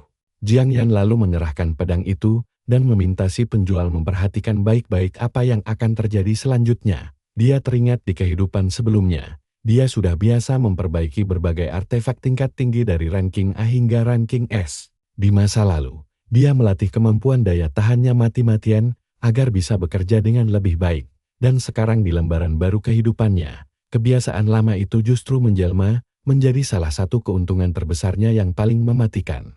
Cahaya biru terang langsung menyelimuti pedang itu saat proses restorasi senjata dimulai oleh si pemuda. Baginya, memperbaiki perlengkapan tingkat rendah seperti ini mah semudah membalikkan telapak tangan saja. Orang-orang di sekitar langsung dibuat terperangah melihat seorang murid biasa menunjukkan keahlian sekelas master. Jujur saja, gadis itu sendiri sama sekali tidak menyangka kalau pemuda ini benar-benar bisa memperbaiki senjata yang rusak parah. Dia mengembalikan senjata itu dan berkata pedangnya sudah pulih, dengan daya tahan kembali penuh 100%. Si penjual langsung meminta maaf karena telah meremehkannya dan memuji pemuda itu sebagai talenta jenius yang sesungguhnya. Setelah transaksi beres, pria itu menyerahkan pedang baja biru ke si pemuda. Sang Yan berterima kasih sambil berpikir dia cuma butuh mengubah satu kata saja untuk menjadikannya artefak dewa. Status pedang baja biru ini cuma kelas E dengan serangan 65. Tapi begitu kemampuannya menyala, pedang biasa ini langsung berubah drastis menjadi pedang King, sebuah artefak suci legendaris. Ini adalah pedang legendaris milik Jenderal Dewa dari kisah kuno yang sangat kuat. Sekarang, dengan senjata baru ini, dia bisa menghemat 2000 koin hasil kerja kerasnya untuk bayar uang kuliah. Dia mendadak ingat adiknya yang masih terpukul karena kehilangan orang tua mereka. Meski Sang Yan tahu adiknya bakal jadi sosok luar biasa di masa depan, saat ini dia hanyalah gadis yang sangat tertutup. Tiba-tiba, suara familiar terdengar menanyakan apakah dia bisa menyewanya untuk menaikkan level. Rupanya si gadis berambut ungu yang menawarkan 50.000 koin agar dibantu sampai ke level 10. Statusnya menunjukkan dia adalah Yao Kexin, malaikat suci tingkat S yang baru level 3. Melihat ada kesempatan emas untuk meraup banyak uang, Sang Yan langsung menyanggupi tawaran menggiurkan tersebut. Sambil tersenyum, dia membatin kalau uang memang sengaja datang sendiri tanpa perlu repot diperas. Gadis itu lalu berbalik ke penjual dan meminta pedang meteoritnya yang sudah selesai diperbaiki. Si penjual berkata dengan ketahanan 100%, pedang itu seharga 25.000 koin. Yao Kexin langsung memamerkan cincin penyimpanannya, membuat si pedagang melotot kaget melihat tumpukan harta karun di depan matanya demi menyenangkan gadis kaya raya ini. Dia langsung membungkuk hormat menyodorkan senjatanya. Sang Yan sadar kalau pedagang ini kurang piknik karena tidak tahu bahwa pakaian si gadis saja harganya sudah selangit. Nah, lihat aksi mereka berikutnya bermodalkan pedang baru. Gadis kaya ini siap menemani Sang dan menyapu bersih monster demi menaikkan level sekaligus memperkuat sihir pendukungnya. Mengejutkannya, gadis itu malah memberikan pedang baru tersebut kepada Sang Yan sebagai hadiah perkenalan. Dia sempat tertegun dan merasa pewaris kaya ini ternyata sangat sopan sekaligus baik hati. Tanpa ragu, dia menerima senjata itu dan berterima kasih atas kebaikan hatinya. Yao Kexin tersenyum senang sambil membatin bahwa meski kelas Sang Yan cuma tingkat F, masa depannya pasti tanpa batas. Akhirnya, mereka berdua melangkah menuju basis pelatihan pemula untuk memulai petualangan seru ini. Tak butuh waktu lama, mereka sampai di gerbang pelatihan mahasiswa baru kota yang tampak sangat megah berdiri kokoh. Berkat bantuan Sang Yan, level gadis itu melonjak drastis hingga menyentuh angka 5 dalam sekejap mata. Mereka bahkan memecahkan rekor kelinci. Lalu levelnya naik ke angka 9 setelah menghabisi serigala raksasa. Layar sistem langsung mengumumkan ke seluruh area kalau mereka baru saja memecahkan rekor waktu tercepat. Di luar, layar raksasa menampilkan bahwa duo ini berhasil menyelesaikan tingkat tersulit dengan waktu sangat singkat. Orang-orang langsung geger dan bertanya-tanya apakah Sang Yan yang memecahkan rekor lagi bersama seorang gadis. Salah satu mahasiswa penasaran dari keluarga Yao mana gadis beruntung itu berasal. Jawabannya mengejutkan. Dia dari Asosiasi Dagang Dale, salah satu dari 10 kelompok terkaya di negara ini. Sementara itu di dalam dungeon, gadis tersebut kelelahan dan memohon untuk istirahat karena levelnya hampir menyentuh angka 10. Namun, pemuda level 13 itu menyuruhnya terus bertahan sambil berkata mereka bisa santai sembari berjalan kaki. Berhubung ada pendukung tingkat S di sisinya, dia memutuskan untuk mencoba tantangan yang jauh lebih gila. Dia mengajak gadis itu ke wilayah babi hutan api neraka berisiko tinggi. Mereka akhirnya tiba di depan gerbang dungeon babi hutan yang sangat ditakuti para pemula. Petugas jaga langsung memperingatkan bahwa Raja Babi jauh lebih ganas daripada monster kelinci ataupun serigala sebelumnya. Sang Yan membalas bahwa makin tinggi risiko, makin besar pula hadiahnya. Jadi kesempatan ini wajib diambil. Lagi pula, membawa pendukung tingkat S adalah momen super langka yang haram jika disia-siakan begitu saja. Petugas itu akhirnya hanya mendoakan semoga mereka beruntung saat pintu gerbang raksasa terbuka lebar. Sambil mengangguk mantap, kedua pemuda ini melangkah masuk menantang bahaya demi petualangan puncak mereka. Memasuki hutan berkabut tebal, Yao Kexin bingung karena tidak mendapati monster berkeliaran. Dengan senyum santai, Sang Yan menjelaskan bahwa di zona ini tidak ada kroco, melainkan langsung bos besar. Gadis itu terkejut setengah mati sampai terbata-bata menanyakan kebenaran ucapan tersebut. Mendadak bumi berguncang hebat, tanda bahwa monster yang mereka tunggu akhirnya menampakkan diri ke permukaan hutan. Dari balik kabut tebal, sesosok babi raksasa muncul dengan ukuran tubuh luar biasa mengerikan. Bukannya gemetar takut, Sang Yan justru bersemangat karena musuh sekuat inilah yang dia cari selama ini. Babi api neraka itu menatap tajam dengan mata biru menyala, bersiap menerjang mereka. Status bos ini menunjukkan dia punya kemampuan menyeruduk brutal dengan suhu tubuh yang sangat membara. Sang Yan berteriak meminta gadis itu bersiap memulihkan tubuhnya dengan sihir cahaya suci. Selama pertempuran sengit, dia paham betul kalau menghadapi monster ganas seperti ini harus dimulai dengan serangan agresif duluan. Tanpa membuang waktu, dia langsung melesat maju sekencang kilat ke arah monster tersebut. Memanfaatkan momentum gravitasi dan putaran tubuh, dia mengincar leher tebal si babi dengan satu tebasan presisi. Namun, monster raksasa itu bergerak sangat lincah menghindari terjangan udara yang mengarah padanya. Si babi melompat tinggi menghindar tebasan leher tersebut, membuat pemuda kita terkejut setengah mati melihat kelincahannya. Ternyata babi ini jauh lebih cerdas hingga rencana awalnya gagal total. Tapi saat melayang di udara, dia mengambil celah memodifikasi pedang bajanya tanpa disadari oleh rekan cantiknya itu. Dengan kilatan mata ungu menyala, Sang Yan mengaktifkan kemampuan modifikasinya demi membalikkan keadaan. Dia yakin monster itu mungkin bisa menahan pedang baja biasa, tapi mustahil menangkis pedang sakti King Hong buatannya. Senjata semi dewa baru ini berkualitas A+ dengan poin serang 300, serta pasif tembus pelindung. Sang Yan bergumam bahwa sihir modifikasinya pun tetap tidak bisa mengakali hukum fisika dunia nyata. Coba kalian bayangkan, kekuatannya naik 5 kali lipat dengan bonus penetrasi baja yang tidak masuk akal. Sekarang, giliran pemuda kita yang memegang kendali penuh atas jalannya pertarungan sengit ini. Dengan tebasan kilat yang luar biasa presisi, dia berhasil memotong salah satu taring raksasa sang raja babi monster itu, melolong kesakitan, sementara Sang Yan dan rekannya bersiap melancarkan serangan berikutnya. Sebelum ketahuan, dia buru-buru mematikan efek modifikasi agar rahasia besarnya tetap aman terjaga. Yao Kexin melongo heran, tidak habis pikir bagaimana senjata kelas E bisa mematahkan taring terkeras milik bos monster. Dia akhirnya tersadar bahwa kehebatan itu bukan dari senjatanya, melainkan kekuatan murni Sang Yan yang sangat gila. Untuk memecahkan rekor dengan kelas F, kemampuan bertarungnya pasti jauh melampaui orang biasa. Sadar gadis itu mulai berhayal aneh, Sang Yan memperingatkannya agar fokus pada pertarungan. Dia langsung berteriak meminta sihir cahaya suci, karena jika dia menghabisi babi ini sendirian, gadis itu tidak akan mendapat poin pengalaman. Yao Kexin tersadar lalu buru-buru mengaktifkan sihir pemulih andalannya. Dengan limpahan energi suci menyelimuti tubuhnya, saatnya mengakhiri napas sang raja babi selamanya. Sang Yan berpikir untuk menggunakan kemampuan modifikasi secara instan sebagai taktik serangan mendadak yang baru. Dia sempat berniat memodifikasi nama pedang meteorit untuk serangan pemungkas ini, tapi sadar jika nama barunya terlalu tinggi, modifikasi bisa gagal total atau bahkan melukai dirinya sendiri. Tiba-tiba sang raja babi mengaktifkan amukan api neraka dan menerjang kencang. Momen sempurna, Sang Yan bersiap mengakhiri duel mematikan ini, sekali untuk selamanya.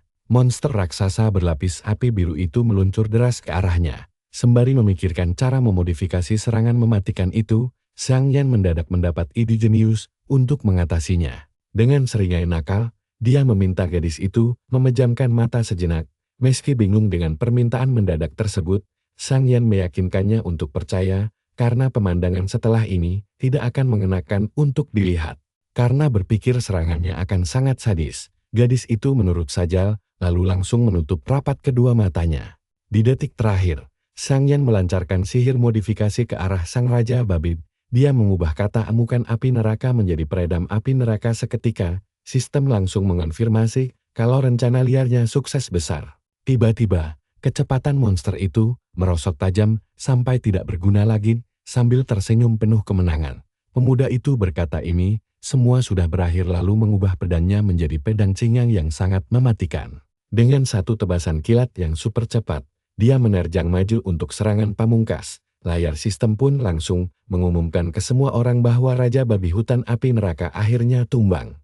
Pemuda itu naik 2 level sekaligus ke level 15, hasil dari boost terkuat. Sementara si gadis naik 3 level ke level 12, dan sambil memejamkan mata, dia bertanya apa dia berhasil. Cerdik banget kan, dia sengaja menyuruhnya merem, agar semua kemampuannya yang luar biasa tidak ketahuan sama sekali. Penurut, kaya, dan punya sihir penyembut, dia benar-benar rekan langka untuk penjelajahan dunia nanti. Sang protagonis lalu menyuruhnya membuka mata karena misi joki level pesonanya sudah beres.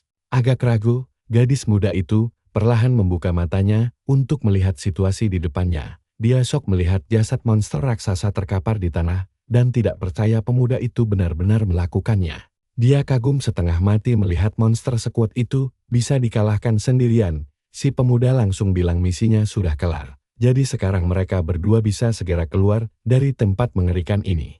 Memperhatikan pemuda itu, dia membatin bahwa orang ini sangat berbakat dan patuh janji. Si pemuda berbalik mendengar suaranya dan bertanya-tanya, apalagi yang diinginkan gadis kaya ini darinya. Gadis itu menyodorkan pembayaran yang dijanjikan beserta bonus tanda terima kasih, namun dia langsung melongo kaget saat membuka kotaknya dan mendapati hadiah itu adalah sebuah cincin penyimpanan. Cincin langka berkristal ruang angkasa ini bisa menyimpan barang di luar logika fisika. Si pemuda menolaknya karena barang itu terlalu mahal, harganya saja bisa sampai ratusan ribu dolar. Tapi dia memaksa karena pemuda itu layak mendapatkannya setelah menaikkan levelnya ekstra tinggi, berpikir cincin ini akan sangat berguna untuk menaruh barang di alam liar. Dia pun akhirnya mau menerimanya. Dengan begitu, dia resmi menerima cincin itu sebagai upah kerja kerasnya di dalam dunia. Sebagai gantinya, dia berjanji akan membantunya kelak selama permintaan itu tidak melanggar prinsip hidupnya sendiri. Setelah misi joki level akhirnya selesai sepenuhnya, mereka berdua pun bersiap keluar dari dunia untuk kembali ke kota asal mereka. Di luar, peringkat siswa baru sangatlah ketat dengan banyaknya petarung es dan aran. Meski berada di posisi pertama, dia sadar posisinya terancam tersalib karena para pesaingnya memiliki kelas elit yang kuat. Salah satunya adalah Liu Feng, si Santo pedang rang es yang tak terkalahkan. Ada juga Jiang Hong petarung tangguh rang E, serta Lu Yang, pembunuh bayang berelemen angin rang es yang lincah dan mematikan. Dia mengenali tokoh-tokoh hebat ini dari kehidupan masa lalunya dan yakin mereka akan menjadi saingannya. Sambil tersenyum percaya diri, dia bergumam sangat menantikan hari di mana dia bisa menantang mereka semua bertarung. Namun sebelum pertarungan besar itu dimulai, ada satu urusan darurat yang harus diselesaikan terlebih dahulu. Dengan tatapan penuh tekad, pemuda ini memutuskan untuk segera pulang ke rumahnya secepat mungkin demi memastikan sesuatu. Pada kehidupan sebelumnya, dia diculik hingga menyisakan adik perempuannya yang harus bertahan hidup sendirian dalam kesepian. Makanya, dia berpamitan pada gadis kaya itu untuk mengurus urusannya dulu, sembari berharap bisa berjumpa lagi nanti. Dia ingat betul, dulu dia tidak pernah kembali Vicheha mendengar kabar adiknya dari orang luar. Di masa depan nanti, adiknya membangkitkan kelas tempur Ran Ai yang membuatnya menjadi sosok kuat dan sangat ditakuti. Tapi saat ini, adiknya yang bernama Jiang Yao hanyalah gadis SMA biasa yang tertutup tanpa kekuatan sihir apapun. Gadis kecil itu menyambutnya hangat di depan pintu dan langsung mengajaknya makan bersama. Pemuda itu sadar sikap adiknya berubah sejak orang tua mereka tewas berkorban di sarang iblis yang ganas. Dia ingat 3 tahun lalu saat orang tua mereka masih ada, sang adik jauh lebih ceria dan murah senyum. Kepergian orang tua mereka meremukkan hatinya hingga mengubah sifatnya secara drastis. Tiba-tiba saja, di tengah momen makan malam yang tenang, adiknya mengumumkan bahwa dia berencana untuk putus sekolah dalam waktu dekat. Sang protagonis kaget mendengar keputusannya dan langsung menanyakan alasannya dengan bingung. Padahal, dia tahu nilai akademis adiknya sangat memuaskan dan ujian masuk perguruan tinggi sudah di depan mata. Jadi keputusan ini terasa aneh. Adiknya pun mengaku sempat melihat daftar peringkat kota dan bangga kakaknya berada di posisi nomor 1. Sang adik yakin kerja keras kakaknya selama ini akan membuatnya jadi pahlawan hebat pelindung dunia. Sedangkan dirinya sendiri merasa tidak akan bisa berguna untuk siapapun meski punya nilai yang bagus di sekolah. Karena itulah, dia merasa lebih baik segera bekerja lebih awal untuk membantu menopang semua biaya hidup mereka berdua. Tapi sang kakak tahu itu bukan alasan sebenarnya dan memintanya menceritakan kebenaran. Tiba-tiba saja, pintu rumah terbuka lebar dan seorang pria asing masuk sambil memanggil nama adiknya dengan santai. Pria yang baru datang itu tampak canggung lalu bertanya, apakah dia sebaiknya kembali bertamu nanti saja. Dia menjelaskan bahwa perusahaan pinjamannya sedang goyang, makanya dia terpaksa datang menagih. Pria ini rupanya adalah Paman Kuan, orang yang memberikan pinjaman uang pada mereka selama 2 tahun terakhir. Sekarang sang protagonis akhirnya paham alasan sebenarnya sang adik rela mengorbankan impiannya. Jiang Yao melihat prestasi kakaknya yang melejit, tapi karena tak punya penghasilan, dia takut malah menjadi beban keluarga. Pemuda itu terenyuh tahu adiknya rela mengorbankan masa depannya sendiri demi membiayai kuliahnya. Dia langsung menanyakan total utang mereka selama 2 tahun ini kepada Paman Kuan, yang menjawab nominalnya sekitar 43.000 di luar bunga pinjaman. Tanpa ragu sedikit pun, dia menyerahkan kartu berisi uang 50.000 untuk melunasi semuanya sekaligus. Adiknya tentu saja kaget setengah mati dan bertanya dari mana kakaknya bisa mendapat uang sebanyak itu. Pemuda itu tahu dia harus menjelaskan asal-usul uangnya, tapi tidak di depan orang asing. Beruntung, Paman Kuan sangat peka dengan situasi tegang tersebut dan langsung bersiap pergi meninggalkan kediaman mereka. Sebelum pergi, pria itu berpamitan dan menawarkan bantuan lagi jika mereka membutuhkannya di masa depan. Jiang Yao lalu bertanya dengan cemas, apakah uang tebal itu didapatkan lewat jalur ilegal. Dia menenangkannya dan menjamin uang itu halal hasil keringatnya sendiri di dalam dungan. Sambil tersenyum, sang kakak berjanji akan menyabet posisi pertama demi membawa pulang hadiah kota sebesar 300.000. Jadi, adiknya tidak perlu lagi menderita dan mengorbankan impian belajarnya demi dia. Dengan mata yang berkaca-kaca, gadis itu menyadari bahwa sang kakak sudah membaca semua kekhawatiran di kepalanya. Dia kemudian memberikan uang itu padanya, lalu berkata dia bisa mencari lebih banyak lagi nanti. Sambil tersenyum hangat, sang kakak memotivasi adiknya untuk terus giat belajar dan berlatih dengan tekun lagi pula saat dia berada di puncak kejayaan nanti. Semua orang pasti akan memperlakukannya dengan hormat sebagai adik dari petarung nomor 1 di kota ini. Terharu oleh ketulusan kakaknya, tangis bahagia gadis itu langsung pecah dalam pelukannya. Sambil memeluknya erat, Jiang Yao berjanji tidak akan pernah mempermalukan nama baik keluarga Jiang di masa depan. Sekarang dia harus memikirkan strategi jitu untuk mendulang kekayaan sekaligus menaikkan levelnya dengan cepat. Dia teringat ada satu lokasi latihan super efektif yang berada jauh di luar batas aman wilayah manusia. Nas, tempat mengerikan itu bernama Lembah Naga Racun penuh ancaman maut, tapi luar biasa kaya hadiah menarik. Kerumunan monster di sana sangat padat, menjadikannya rute tercepat baginya untuk naik level dengan instan. Legenda menyebutkan ada binatang sihir berbentuk naga yang sangat langka di lubuk lembah tersebut.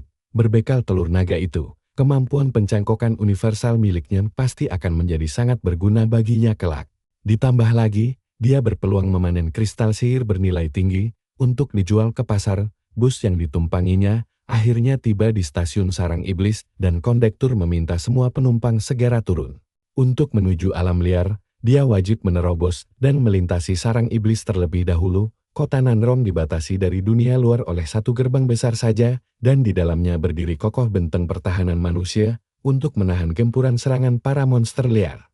Wilayah ini dijaga ketat oleh 2 tetua level 70 yang pernah memeras tenaganya di masa lalu. Begitu melewati gerbang masuk, mayoritas petualang langsung mengenakan perlengkapan tempur mereka untuk bersiaga. Namun, jika dibandingkan dengan cincin ruang angkasanya, harga seluruh zirah standar itu tidak ada apa-apanya. Langkah kakinya pun akhirnya membawa pemuda itu sampai di gerbang timur, titik terdekat menuju Lembah Naga Racun tujuannya.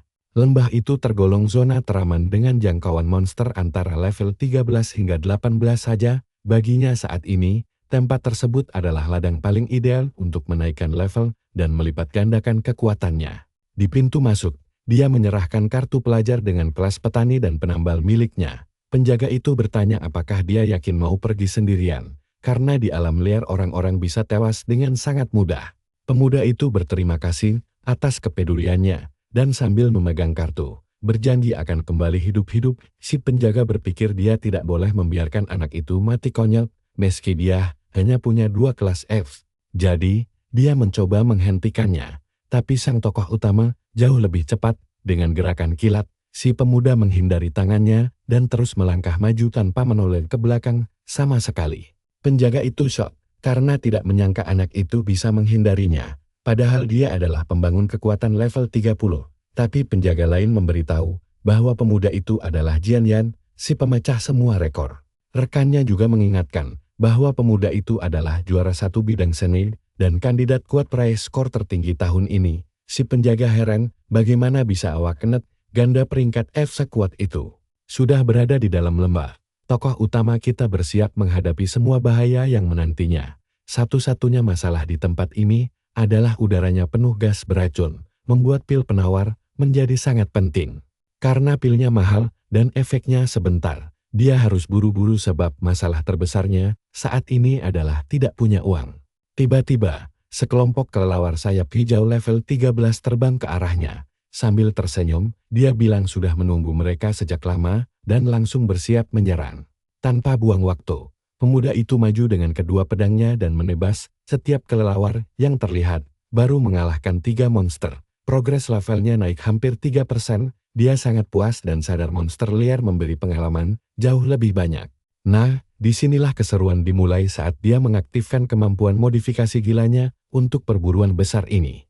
Berjalan menyusuri hutan dengan pedang yang membara, dia bersiap menyambut gelombang monster berikutnya. Setelah memodifikasi pedang bajanya menjadi King Hong, dia menegaskan sekarang waktunya berburu sungguhan. Pedangnya bersinar terang saat dia menerjang dan membantai semua makhluk itu. Menumbangkan banyak burung bangkai dan katak, levelnya melonjak cepat hingga mencapai level 18. Kelelahan, dia duduk untuk beristirahat dan meneguk sedikit air demi memulihkan tenaganya yang terkuras habis. Sambil minum, dia mengeluhkan nasib buruknya karena belum mendapat satupun kristal sihir. Tiba-tiba, dia merasakan kehadiran seseorang dan langsung berbalik untuk melihat siapa yang sedang mendekat.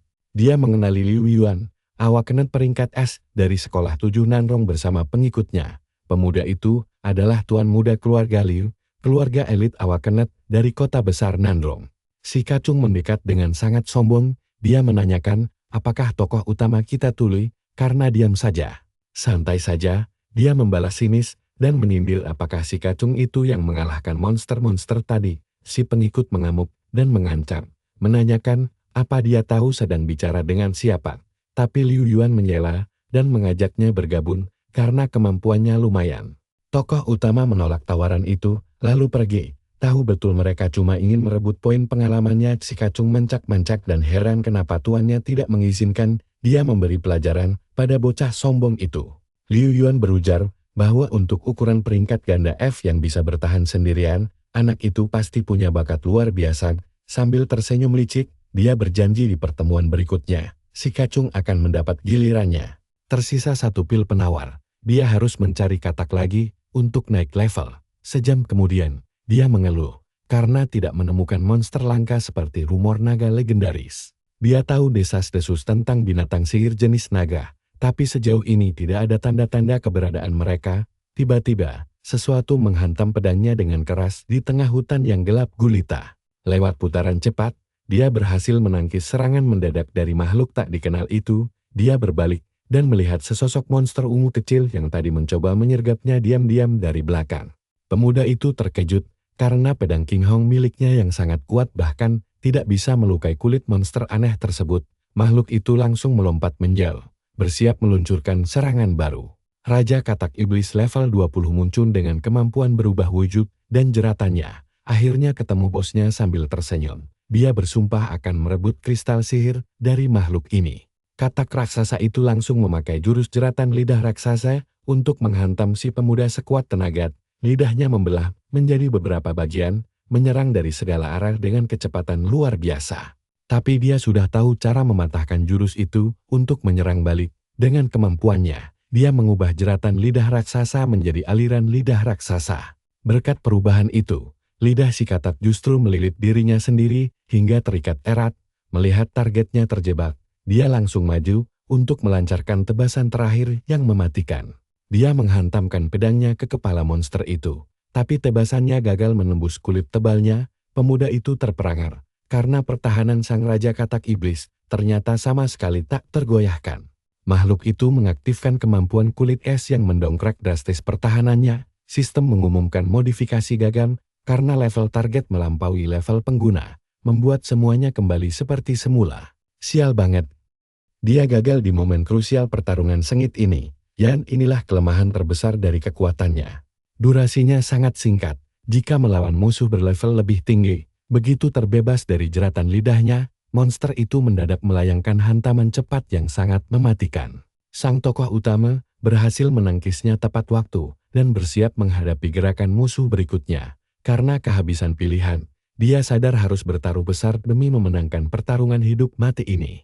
Jadi, dia mengaktifkan kemampuan modifikasi pada pedang meteoritnya untuk serangan pamungkas. Cahaya warna-warni yang pekat menyelimuti senjata itu saat mulai berubah bentuk menjadi jauh lebih mengerikan. Seketika, pedang meteorit itu berubah menjadi bilah pedang Raja Iblis Agung yang sangat ditakuti. Energi merah pekat menyelimuti senjata baru tersebut saat sang pemuda menggenggamnya erat-erat.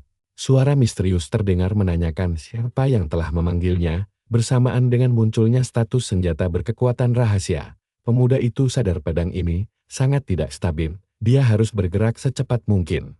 Membawa bilah pedang barunya, dia menerjang maju meluncurkan serangan pamungkas dengan seluruh sisa tenaganya. Hanya dalam satu tebasan, monster katak itu hancur lebur diterpa ledakan energi merah gelap. Kelelahan setengah mati, dia bertumpu pada senjatanya untuk mengatur napas. Setelah pertarungan yang luar biasa berat, pedang ini benar-benar mengerikan. Satu tebasan saja sudah menguras habis seluruh staminanya. Mendadak, bilah pedang itu mulai mengikis tubuhnya dan dia sadar bahaya maut sedang mengancam. Menahan perihnya korosi, dia mencoba memicu kemampuan modifikasinya untuk memutarbalikkan proses tersebut. Namun, energinya benar-benar habis hingga dia ambruk ke tanah tanpa sisa kekuatan sedikit pun. Suara dari dalam pedang berbisik, siapapun yang berani mengambil kekuatannya harus membayar mahal kelancangan tersebut. Meski wujud aslinya tidak bisa turun ke dunia, 1/10 kekuatannya saja sudah lebih dari cukup, tapi sang pemuda menegaskan bahwa dia sudah mengira hal ini bakal terjadi. Sambil bangkit berdiri, dia berkata ini bukan kali pertama dia memodifikasi pedang Raja Iblis. Suara itu murka, memakinya sebagai sampah yang berani menantang kekuatannya secara langsung dan terang-terangan. Menggunakan pedang bajanya, dia menusuk mata pada bilah pedang Raja Iblis untuk menghancurkan kutukan mengerikan tersebut. Terjadilah ledakan energi merah, dan si pemuda akhirnya terbebas dari kendali jahatnya. Kesadaran Raja Iblis menjerit murka, bersumpah akan membalas dendam dan mengurung jiwanya di jurang kegelapan selamanya. Lemas seketika, sang tokoh utama tumbang di sebelah pedang yang kini tak bertenaga lagi. Dia menyadari dengan menusuk kesadaran Raja Iblis, dia sukses menghentikan pengikisan di tubuhnya. Sekarang dia hanya perlu memulihkan stamina agar bisa mengembalikan nama asli senjata itu. Sambil terduduk istirahat, dia teringat situasi serupa pernah dialaminya di kehidupan masa lalu. Saat itu musuhnya adalah Raja Iblis ke-9 Revasel, sosok yang jauh lebih mematikan dari ini. Berkat kejadian masa lalu itulah dia paham bahwa mengincar kesadaran di dalam senjata adalah metode paling tepat. Dia penasaran apakah makhluk kuat ini berasal dari lapisan iblis atau tempat lain. Pemuda ini mulai curiga jangan-jangan para Raja Iblis ini datang dari dunia lain yang jauh lebih mengerikan dan gelap. Setelah pulih sepenuhnya, dia berdiri dan berkata ini saatnya memanen semua rampasan berharga miliknya. Dia langsung mengaktifkan kemampuan Lut dan mengubah pedang Raja Iblis menjadi senjata baru yang sangat kuat. Sambil tersenyum, dia bilang Raja Kodok Iblis ini adalah bos besar dan berharap hadiahnya tidak mengecewakan. Tiba-tiba, kristal sihir ungu besar muncul di depannya sebagai hadiah utama. Kristal dari bos level 20 ini bernilai minimal 100.000 koin dan ini keuntungan besar baginya. Selain itu, sisa-sisa monster yang dia kalahkan adalah material berkualitas tinggi yang bisa dijual mahal. Dia memutuskan untuk menjual semuanya di pasar gelap begitu kembali ke kota demi meraup untung lebih banyak. Pemuda itu ingat bahwa dia baru saja naik level setelah mengalahkan Raja Kodok Iblis dan langsung membuka statusnya. Sistem mengumumkan bahwa dia mengalahkan Raja Kodok dan satu makhluk tidak dikenal yang memberinya banyak sekali pengalaman. Berkat itu, dia langsung naik 2 level sekaligus dan curiga apakah makhluk itu adalah mata iblis dari pedangnya. Dia sempat berpikir untuk memanfaatkan celah sistem dengan memanggil dan mengalahkan mata itu demi mencapai level 100 sekaligus. Tapi dia sadar, satu kesalahan kecil saja bisa membuat seluruh kota diatur ulang bersama dirinya. Keputusan cerdas sih, mending jangan cari perkara dulu. Pemuda ini kemudian ingat, kalau setiap 10 level dia bakal dapat kemampuan bawaan baru, yang pastinya sangat dia nantikan. Dia mendapatkan kemampuan membongkar untuk memperoleh material dan kekebalan wabah untuk melindungi diri. Sambil tersenyum, dia berpikir bahwa keahlian kekebalan wabah ini bisa diubah menjadi kekebalan kerusakan. Meski memiliki banyak batasan, kekebalan kerusakan adalah kemampuan yang sangat berguna di saat-saat kritis, dengan misi yang sudah selesai dan tubuh yang jauh lebih kuat. Dia memutuskan sudah waktunya untuk pulang. Saat berlari melewati hutan, dia melompat di antara pepohonan dengan kelincahan tinggi dan tubuh yang sangat ringan. Tiba-tiba, dia melihat Antek dari Lu Yuan, tuan muda keluarga Lu, dan heran sedang apa bajingan itu di sana. Pengikut itu menatapnya dengan belati di tangan, siap bertarung di tengah hutan yang gelap gulita. Si Antek bernama Lu Tao, seorang pembunuh kelas rang B, menyebutnya pecundang dan berkata akhirnya bisa menemukan dirinya. Dalam sekejap mata, penjahat itu menerjang dengan belatinya ke arah protagonis kita dengan kecepatan luar biasa. Dengan kemampuan kecepatan ekstrem miliknya, dia meningkatkan kelincahannya sebesar 30% untuk menyerang. Si Antek yakin serangannya kena dan heran kenapa orang kelas F berani melawan kelas petarung. Tapi protagonis kita dengan mudah menghindari serangan itu sambil berputar dan menyebut lawannya sangat membosankan. Melalui serangan balik yang cepat dan presisi, pemuda itu mendaratkan pukulan telang ke arah si bajingan hingga terpental jauh. Sambil terkapar di tanah, si Antek tidak percaya kecepatan bocah ini bahkan melebihi dirinya. Dia kemudian sadar bahwa bocah itu mengeluarkan pedang dari cincin penyimpanannya dan menjadi semakin terkejut.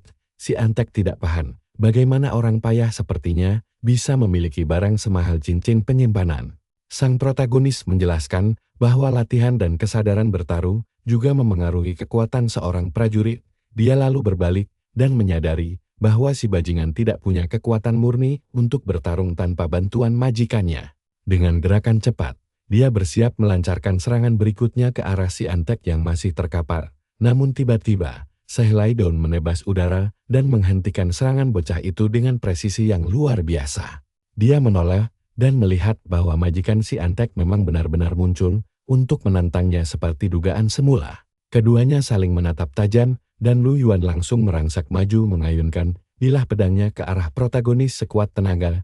Pemuda berambut ungu itu memuji pedang lawannya dan mereka bersiap untuk duel sengit. Sang protagonis juga memuji pedang milik rivalnya dan keduanya saling berhadapan dengan senjata terhunus sambil melompat mundur. Mereka menjaga jarak dan bersiap memulai pertempuran besar yang sudah di depan mata. Lu Yuan kemudian menantangnya dan meminta untuk menyaksikan langsung kekuatan dari sang nomor satu di peringkat mahasiswa baru. Pemuda itu tersenyum dan berkata tampaknya sang rival masih belum yakin dengan posisinya. Karena itu, dia mengajukan taruhan di mana yang kalah harus menyerahkan senjatanya kepada sang pemenang. Lawannya menerima taruhan tersebut dan langsung mengaktifkan aura angin rangkes miliknya yang meningkatkan kelincahan sebesar 80. Sang protagonis tersenyum dan berkata dia akan dengan senang hati menerima pedang rivalnya sebagai hadiah taruhan berselimut aura ungu. Lu Yuan berkata bahwa kelasnya memang ditakdirkan untuk menjadi yang tercepat. Detik itu juga, duel dimulai saat sang rival bergerak secepat kilat dengan pedang terhunus. Sang protagonis berhasil menahan serangan tersebut dan mengakui bahwa kecepatan seorang kelas rang S memang tidak masuk akal. Dari kejauhan, si Antek memperhatikan pertarungan itu dan berteriak agar majikannya segera menumbangkan lawan. Sekarang juga sang lawan percaya bahwa kelas F membuat pemuda itu terlalu lambat dan bukan tandingannya. Dengan kilatan ungu di senjatanya, pemuda itu mempersiapkan serangan pamungkas untuk mengakhiri segalanya. Tiba-tiba, suara benturan keras menggema di sisi hutan yang menandakan serangan tersebut telah mendarat telak. Nah, ini dia bagian paling memuaskan. Tangan sang protagonis berhasil menangkap bilah pedang rivalnya di detik terakhir. Lu Yuan terkejut setengah mati karena pemuda kita berhasil mengunci pergerakan lincahnya. Sambil menyeringai, Zhang Yan memperingatkan bahwa pemenang sudah ditentukan sejak detik ini. Sang rival menyadari bahwa lawannya dari awal tidak berniat adu kecepatan dan akhirnya mengakui kekuatannya. Sambil tersenyum gelap, tuan muda keluarga Lu merasa pertarungan ini baru saja dimulai. Dia tahu dia bisa menukar satu luka dengan luka lain dan rela melakukan pengorbanan demi bisa bertahan hidup. Sambil menahan senjata lawan, sang protagonis memuji keberaniannya melepas pedang demi melarikan diri. Memperhatikan lawannya itu, pemuda ini mengakui bahwa pengalaman bertarung musuhnya memang sangat luar biasa. Dia lalu membuang senjata itu dan bertanya bagaimana musuhnya akan bertarung tanpa perlengkapan. Dengan tenang, sang rival mengungkapkan bahwa dia menyukai pedang jenis itu dan selalu menyimpan 3 di cincinnya. Sang protagonis ingat kalau lawannya ini kaya raya dan senjata rang big tidak ada apa-apanya bagi dia. Karena itulah, dia berpikir mengalahkan seorang tuan muda kaya akan membuat kemenangannya terasa jauh lebih memuaskan. Sang rival berkata bahwa dia adalah orang pertama di kelas yang melihat kemampuan ini, lalu bersiap menyerang. Layar sistem menampilkan teknik tebasan badai dahsyat yang menghasilkan 150 kerusakan. Setelah itu, Lu Yuan melepaskan gelombang energi berbentuk huruf X ke arah sang protagonis. Pemuda itu melompat menghindar dan paham bahwa ini adalah kekuatan sejati dari sebuah kelas petarung. Sambil berlari, dia sadar bahwa setiap kemampuan bawaan bisa memberikan dorongan besar dalam pertarungan. Dia terus menghindar dan berpikir bahwa rival kelasnya ini sangat kuat. Namun dia menyadari serangannya tidak terlalu cepat dan aura angin menguras banyak staminanya. Jadi dia bersembunyi dan memutuskan bahwa peluangnya adalah satu serangan penentu karena dia tidak bisa memakai tekniknya. Sementara itu, tuan muda keluarga Lu terus mencari keberadaan lawannya di tengah hutan lebat. Sambil memegang kedua belatinya, dia berkomentar bahwa keputusan rivalnya untuk bersembunyi adalah langkah yang bijak. Namun sesaat kemudian, aura ungu yang sangat besar menyelimuti dirinya saat mempersiapkan gerakan berikutnya. Dengan begitu, dia menembakkan gelombang energi ungu raksasa dan menantang apa yang bisa dilakukan musuhnya tanpa tempat sembunyi. Ledakan energi dahsyat itu meluncur deras dan menghancurkan sebagian besar hutan di sekitarnya. Begitu debu mereda, tuan muda keluarga Lu mengedarkan pandangannya untuk mencari sang lawan di sekitar area tersebut. Dengan wajah bercucuran keringat, dia tidak percaya dan heran apakah musuhnya lenyap begitu saja. Di saat bersamaan, pemuda itu tampak terkejut ketika menyadari ada sesuatu yang aneh sedang terjadi. Menatap ke atas, dia melihat bayangan, lalu berteriak telah menemukannya seraya menyerang dengan bilah pedangnya. Namun serangan itu hanya mengenai batang pohon kosong, membuat pemuda itu bingung saat menyadari itu jebakan. Tepat di belakangnya, sang protagonis muncul dan mendeklarasikan kemenangan hingga membuat rivalnya shock karena tertipu mentah-mentah. Sang lawan kagum dengan pemanfaatan medan pertarungan dan penasaran seberapa kuat pemuda itu jika memiliki kelas rank A. Namun dia berpikir bagaimanapun juga, bocah itu hanyalah rank F sedangkan dirinya adalah rank S yang kuat. Karena itu, dia mengaktifkan perisai angin dan sesumbar tidak akan kalah dengan cara sesederhana ini. Terkejut, pemuda itu menyadari bahwa rivalnya telah melewati level 20 yang memberinya kemampuan bawaan baru. Namun pemuda itu memperingatkan bahwa pedang Kinggang miliknya juga bukan sesuatu yang bisa diremehkan dalam pertarungan hebat ini. Pedang bercahaya milik Jiang An langsung menghantam perisai lawan, bikin retakan di pertahanan ungu itu. Dia berteriak meski pakai taman, si musuh gak bakal bisa menahan serangan sekuat ini. Boom, benturan keras dari tebasan pedangnya langsung menghancurkan total perisai ungu Lu Yuan. Begitu mendarat di tanah, Jiang An cuma berdiri santai sambil memperhatikan kepulan debu di depannya. Dengan tatapan serius, dia ragu apa harus lanjut, karena duel ini belum sampai tahap hidup mati. Dia ingat dulu Lu Yuan bukan orang jahat yang memimpin keluarganya melawan monster. Sementara di sisi lain, Lu Yuan sudah terkapar di tanah sambil terbatuk-batuk darah akibat luka parah. Tapi dasar keras kepala, dia merasa belum kalah dan harus bisa membalas serangan itu bagaimanapun caranya. Lu Yuan shock, bagaimana bisa pemilik bakat kelas S dipojokkan habis-habisan oleh rank S bodor. Dia bingung kenapa rank F bisa sekuat ini, tapi dia yakin potensinya jauh lebih unggul. Dari kejauhan, tuan muda ini melihat Jiang An berjalan mendekatinya dengan sangat lambat, sambil menggenggam belatinya erat-erat. Dia langsung tegang dan bersiap menyambut kedatangan sang rival.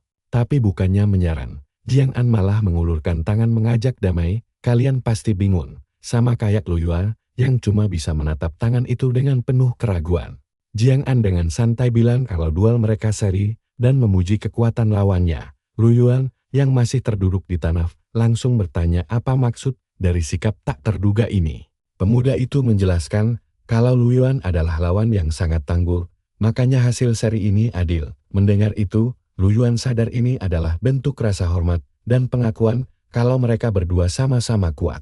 Sambil tersenyum tipis, Lu Yuan berterima kasih atas pelajaran berharga hari ini. Akhirnya, mereka berdua berjabat tangan, menandai selesainya pertempuran sengit yang menguras emosi ini. Lu Yuan mengakui kehebatan rivalnya dan berjanji akan mengalahkannya secara adil di turnamen berikutnya. Jiang An cuma tersenyum lebar sambil meledeknya, agar berlatih keras, kalau tidak mau tertinggal jauh. Anak buahnya murka. Dia berteriak marah, karena Jiang An berani melukai tuannya. Tapi Lu Yuan langsung menghentikannya, menyuruhnya menghormati Jiang An seperti menghormati dirinya sendiri. Pemuda itu lalu berjanji akan bertarung habis-habisan di pertemuan berikutnya dan keluar sebagai pemenang sejati. Sementara itu, Jiang An berbalik arah dan melanjutkan perjalanannya menembus hutan yang gelap nan berbahaya. Sambil tersenyum, dia membayangkan janji pertarungan habis-habisan dari rivalnya nanti. Dia tahu musuh bakal kalah kalau berteriak menyebut nama jurusnya. Karena Jiang An bisa memodifikasinya, sambil menggaruk kepala, dia mengeluh karena tidak mendapat hadiah apa-apa setelah pertarungan sebesar ini. Menghela napas, dia merasa rugi bandar karena pedang lawannya dikembalikan begitu saja. Tapi tiba-tiba, cahaya hijau aneh di tengah hutan langsung menarik perhatiannya. Mengingat tebasan Lu Yuan tadi, dia sadar serangan itu menyingkap sesuatu yang tadinya tak kasat mata. Begitu tahu itu gas beracun, Jiang An langsung mendekat demi berburu bos baru. Sistem memberitahu kalau kemampuannya dimodifikasi, memberinya kekebalan racun selama 20 menit, lumayan banget. Dia bisa menghemat banyak uang belanja obat penawar racun dengan teknik baru ini. Jiang An pun melangkah masuk ke dalam kepulan asap, penasaran dengan apa yang tersembunyi di sana. Sesampainya di lokasi, dia melihat danau beracun raksasa yang tengah mengepulkan asap tebal. Jangan-jangan, naga racun legendaris ada di dalam danau misterius ini. Tanpa membuang waktu, dia langsung melompat masuk dan menyadari kalau sejauh ini baru ada monster kroto saja yang berkeliaran. Bahaya besar mengintai dari dasar danau yang gelap gulita. Sebuah bayangan raksasa dengan mata merah menyala bersiap menerkamnya dengan ganas. Benar saja dugaannya, monster besar memang bersembunyi di sini.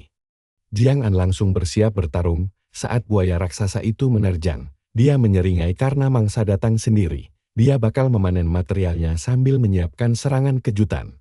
Mengaktifkan efek tembus sirah, tebasan pedang birunya langsung menusuk tembus tubuh kerasi monster. Melihat ukuran tubuh monsternya yang kelewat raksasa, cincin penyimpanannya jelas gak bakal muat. Jadi, ini saat paling pas buat menguji kemampuan barunya untuk membongkar material item. Layar sistem langsung memunculkan pemberitahuan kalau teknik barunya ini punya peluang 10% untuk menjatuhkan item langka. Sambil tersenyum lebar, dia mengaktifkan skill itu hingga jasad buaya langsung hancur menjadi kubus data biru yang melayang. Sedetik kemudian, kubus itu meledak terang dan memberikan material baru berupa tulang buaya peringkat untuk membuat senjata.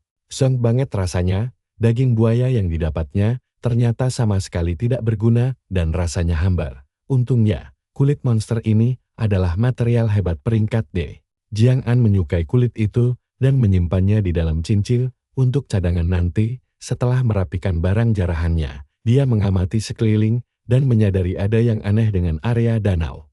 Ternyata tanpa sengaja dia sampai di titik pusat dari mana asap beracun itu berasal. Penasaran, pemuda ini memutuskan untuk menyelidiki apa sebenarnya yang ada di sana. Saat menyelam lebih dalam, dia melihat pintu masuk gua raksasa yang memancarkan cahaya hijau.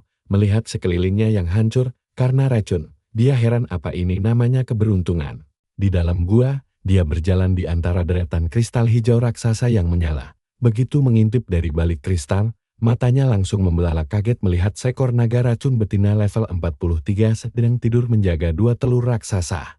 Dia kagum karena naga ini sudah bertelur padahal masih dalam fase pertumbuhan. Sebagai binatang legendaris, dia tahu levelnya bisa melonjak ke level 70 saat dewasa nanti.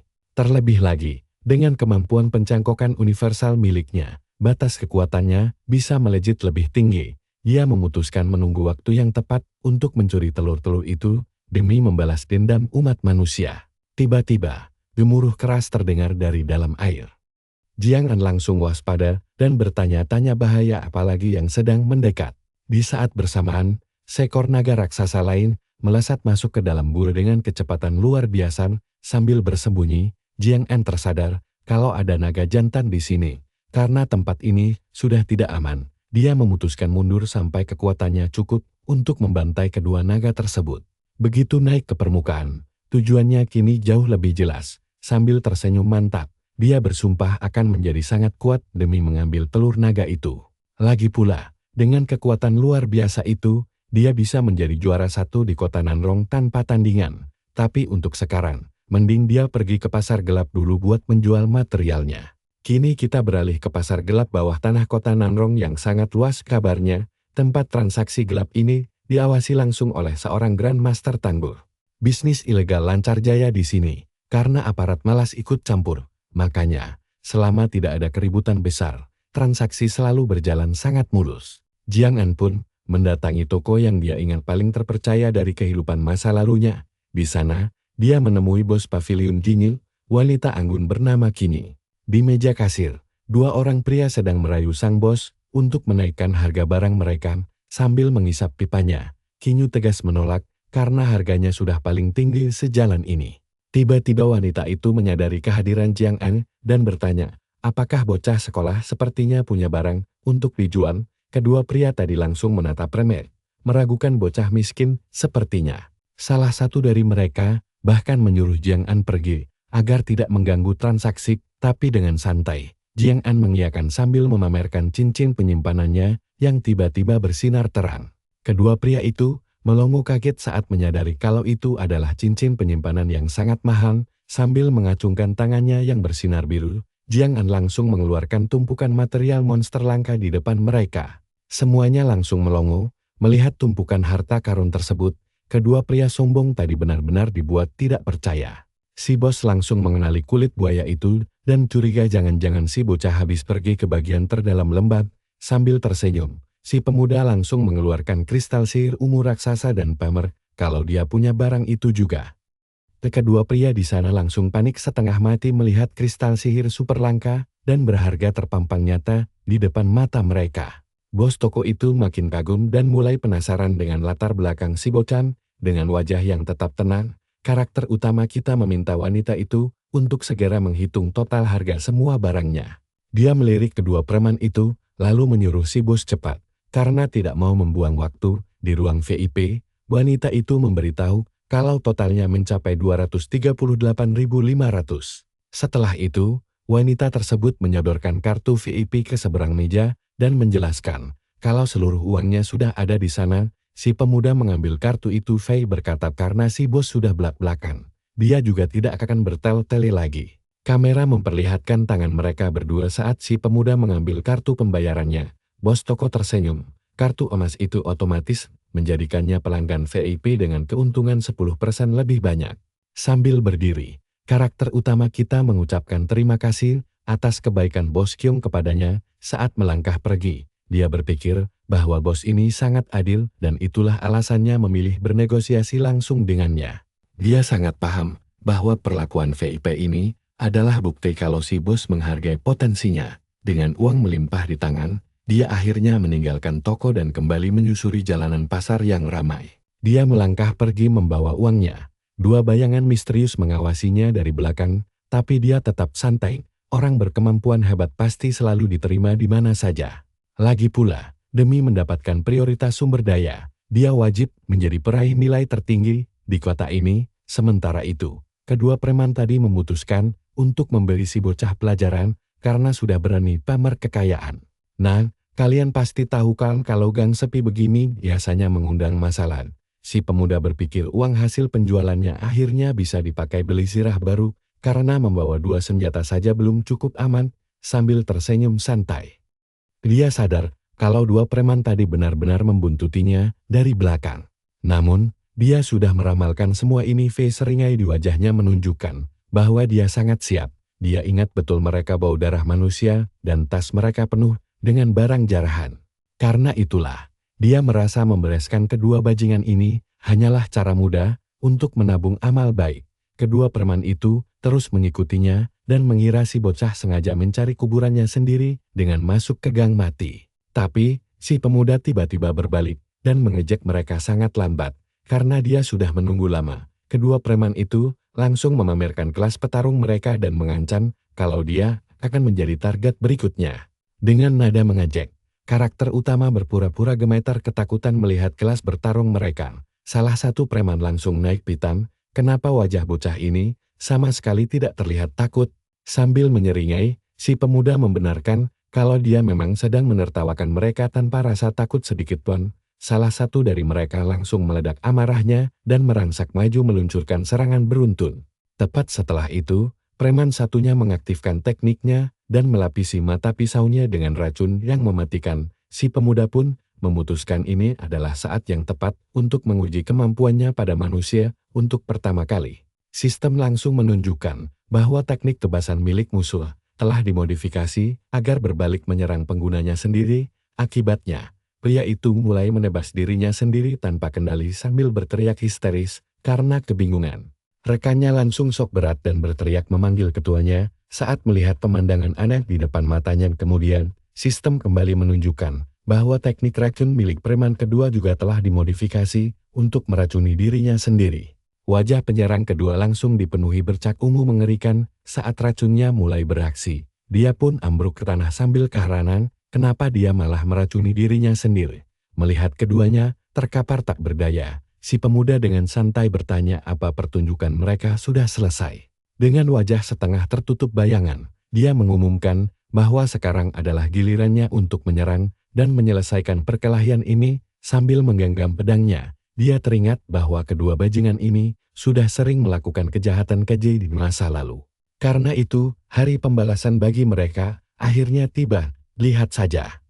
Sebuah poster buronan mengungkap kalau mereka berdua adalah kriminal tingkat B. Coba bayangkan betapa lucunya saat melihat buronan malah membawa-bawa poster buronannya sendiri di dalam tas, tapi dia langsung membuang kertas itu karena tidak ingin menyerahkan mereka ke polisi demi menghindari perhatian berlebih saat ini. Saat menggeledah isi tas mereka, dia menemukan sebuah zirah pelindung yang tampaknya sangat berguna. Layar menunjukkan bahwa itu adalah mantel kulit serigala dengan status 30 defense dan 10 agility. Walau barang itu terlihat biasa saja, dia tetap mengaktifkan kemampuannya untuk mengubah sampah menjadi harta karun. Seketika, sistem mengumumkan mantel kulit serigala itu berhasil dimodifikasi menjadi mantel toluan dengan pertahanan 260 dan kelincahan 110. Saat memakai mantel barunya, dia menyadari bahwa memodifikasi barang menggunakan nama legendaris memberikan hasil yang luar biasa. Di bagian belakang mantel, terdapat sulaman kirin racun yang meskipun tidak terlalu kuat tapi lumayan keren. Dia memutuskan segera pulang untuk mengejutkan adiknya sebelum ujian tiba. Dengan setelan barunya yang gagal, si pemuda tersenyum lebar. Kini, gilirannya memukul semua orang. Di rumah, adiknya sedang belajar keras dan penasaran apa sebenarnya monster ajaib terkuat keempat di dunia. Tiba-tiba si pemuda pulang dengan membawa banyak kantong belanjaan dan meminta bantuan adiknya yang menatapnya dengan bingung. Sambil menerima barang itu, dia bertanya dari mana kakaknya mendapatkan semuanya sekaligus. Gadis itu juga memperhatikan pakaian baru sang kakak dan langsung sadar kalau itu terlihat sangat mirip sebuah zirah pelindung. Sambil tersenyum, dia menjawab kalau dia mendapatkan semua ini berkat kemampuannya sendiri dan berjanji akan menaikkan uang jajannya. Namun, adiknya menolak dan berkata uang 50 yuan saja sudah lebih dari cukup untuknya sehari-hari. Si kakak tidak setuju dan menegaskan mulai bulan ini uang jajannya akan dinaikkan menjadi 500 yuan.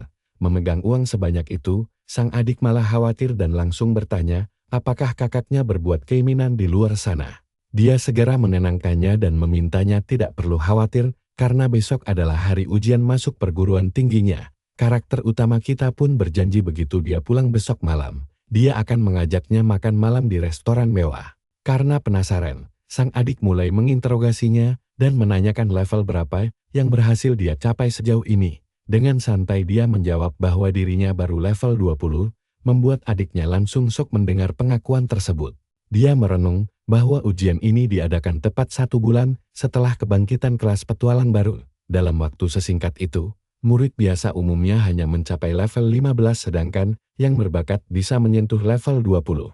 Sedangkan untuk melampaui level 20, hanya orang-orang terkuat dari keluarga berpengaruh yang mampu melakukannya. Dia sendiri berhasil mencapai level 20 secara tidak sengaja setelah mengalahkan klon Raja Iblis yang sangat kuat. Oleh karena itu, dia sadar tanpa menguasai sumber daya utama, jalannya ke depan akan jauh lebih sulit. Namun, dia sangat yakin ketika dia berhasil menjadi yang terbaik, segalanya pasti akan berubah total. Dari atas gedung tinggi, dia menatap pemandangan kota